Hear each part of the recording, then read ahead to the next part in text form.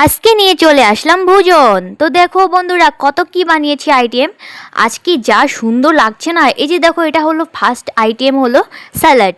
কি সুন্দর করে বানিয়ে শুকনো লঙ্কা দিয়ে দেখো, আর এখানে মাশরুম দিয়ে ডাঁটা দিয়ে লাউয়ের ডাঁটা দিয়ে সবজি আর আলু ভাজি আর বুট।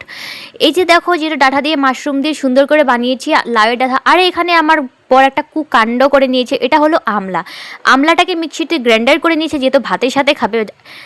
জানি না বাবা কি কি খেতে পারে। তো দেখো এগুলো ছিল আমার আজকে ভোজন। কত সুন্দর দেখা যাচ্ছে তাই না গাইস? যা খেতে লাগবে না, আমি মুখের জল এসে যাচ্ছে আমার স্যালাডটা দেখেছে। চলো তোমাদেরকে উপভোগ করে দেখাচ্ছি। যেহেতু সুন্দর করে ভাত মেখে নিলাম আর ঝটপট খাওয়া শুরু করে দিলাম। আমার তো হ্যাপি হয়েছিল এই স্যালাডটা। সবার ফার্স্টেই ভালো লেগেছিলো আমার স্যালাডটা, বাকিগুলো কিন্তু বাদ।